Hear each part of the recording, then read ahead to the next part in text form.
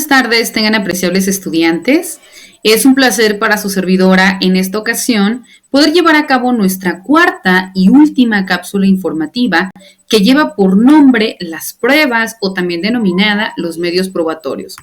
Es importante que nosotros sepamos que cuando hablamos de las pruebas es todo lo que las partes, es decir, la parte actor o la parte demandada, ofrecen a la autoridad para que en base a ello, sometido a su consideración, pueda emitir un resultado.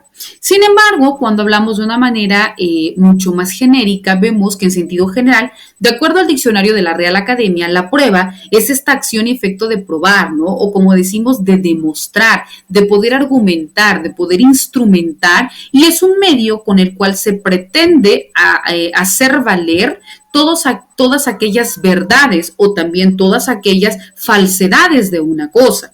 Por ello, los medios probatorios son aquellos que nos van a nosotros, como parte actora o parte demandada, otorgar esta veracidad o esta materialización para indicarle a la autoridad que el derecho nos asiste, ya sea para reclamar un derecho o bien cuando nosotros nos citamos dentro de la parte demandada, pues para también invalidar lo que la parte actora pues está determinando, ¿no? Por ello, en derecho se dice previamente que cuando nosotros estamos hablando de la prueba, es esta justificación de la verdad de los hechos controvertidos, hechos por diversos medios que son autorizados y que se reconocen y que por tanto, pues también son objeto de validación dentro de un proceso. Cuando hablamos específicamente dentro del proceso civil, vemos que la prueba es un medio de verificación de las proposiciones de los litigantes y según el autor Eduardo J. Couture, en materia penal, también se dice que es la averiguación haciendo referencia a la diferenciación entre un sistema dispuesto por el proceso civil y también, en este caso, sometido a consideración para poder otorgar los elementos válidos, sustentados, probados o que en un momento dado también la autoridad pueda requerir para poder validar o para poder desacreditar un dicho. Cuando hablamos en materia de derecho procesal, existe la teoría general de la prueba y su ubicación.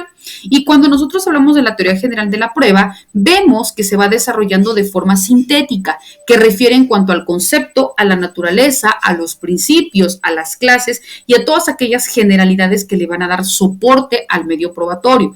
Por ello, esta teoría pertenece al campo del proceso como una ciencia autónoma. ¿Por qué? Porque está regida por determinados elementos o por reglas contenidas dentro de los códigos que previamente le dan validez o le dan soporte a los medios probatorios que las partes pues en un momento dado están otorgando, ¿no? Cuando hablamos de la clasificación de las pruebas, en materia de clasificación, como sucede dentro de todos los ámbitos, hay diferentes criterios según los autores. Sin embargo, los que tienen mayor utilidad en el proceso, vemos que se toma en consideración según el poder convictivo y su grado de valor en plena y semiplena, y también a las que se agregan como son los principios de prueba. Cuando hablamos de la prueba plena, vemos que es aquella que produce una total certeza y la semiplena es la que se considera como imperfecta. ¿Por qué? Porque es aquella que no prueba la existencia del hecho histórico, sino la posibilidad de su acaecimiento. Y por ello vemos que nuestra propia Constitución lo establece como tal, ¿no? Cuando hablamos del principio de prueba, es aquella que sin convencer plenamente hace verosímil la existencia de un hecho, ¿no? Es decir, es aquella que le va a dar certeza a los hechos, como por ejemplo la prueba testimonial. Cuando nosotros hablamos en ese sentido de la prueba específicamente tomada como indirecta, es en la que según diversos autores, como por ejemplo Eduardo J. Couture, ven que se subdivide en histórica y en crítica. La histórica es aquella en la que la percepción del juez se realiza a través de la representación de los hechos, ¿no? Por ejemplo, cuando se requiere algún informe de un perito, ¿no? ¿Por qué? Porque es una reconstrucción de hechos o es la validación de determinados elementos, no lo sé. Por ello, se verifica el hecho histórico a través de otros hechos o de otras cosas que tienen una relación con el hecho a probar o en relación a las representaciones, ¿no? Ahora bien, según el momento de la creación, las pruebas se dividen en preconstituidas o circunstanciales.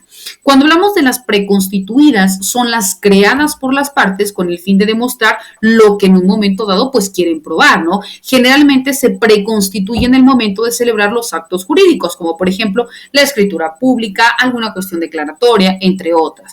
En tanto que cuando hablamos de las circunstanciales, son aquellas que surgen con posterioridad al acto a probar y son, en este caso, pues aquellas que se establecen, pues, como se dice, ¿no? Surgen en el momento posterior al hecho. Por eso, un ejemplo pueden ser las pruebas supervenientes, que surgen con posterioridad al momento en que se establece la demanda y por ello, en el momento mismo que se toman en consideración, pues se hace también del conocimiento de la autoridad.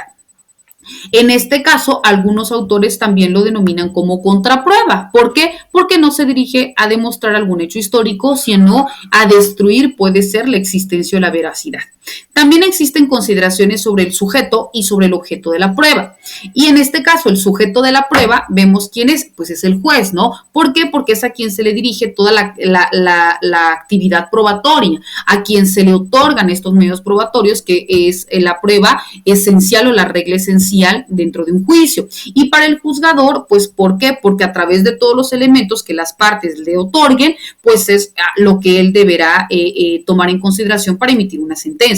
Porque recordemos que las partes pueden manifestar determinados hechos, pero si no los pueden probar, pues simple y sencillamente carecen de esta certeza jurídica, porque el juez al momento de que dicte una sentencia justificará conforme a derecho y validará conforme a los medios que las partes le otorgaron y que fueron suficientes para poder dictar en ese mismo sentido, ¿no? En ese tenor, bueno, vemos que el objeto de la prueba, algunos autores hacen diversas precisiones y desarrollos en cuanto a ese trabajo y por ello se llama, muchos le consideran como tema de prueba. ¿Por qué? Porque es la designación al objeto de la prueba. En este caso, el objeto de la prueba no se debe otorgar aquellos elementos que no sean posibles de validar, es decir, solo lo que tú estás manifestando y que estás probando, pues va a tener esta validación o esta certeza. En tanto que no se debe probar, ¿por qué? Porque el derecho que presume concedido por el juez, pues debe ser quien en algún momento dado, si también requiera algún elemento adicional, pues lo puede realizar.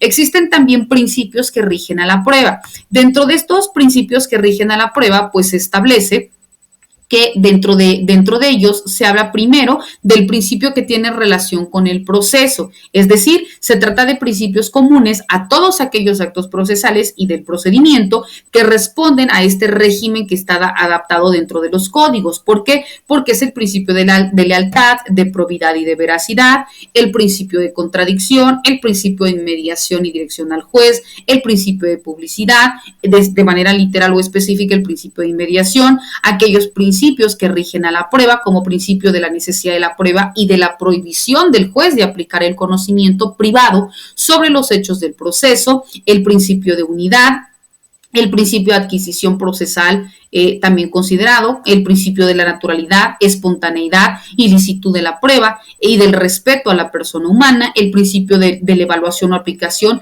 conforme a las reglas sanas y demás. Vemos, pues, apreciables alumnos, que estos y otros temas, pues, son los que de manera muy particular vamos a estar analizando dentro de nuestras sesiones virtuales y deseando haya sido de su total agrado y también contribuya de manera, pues, muy particular en su proceso formativo.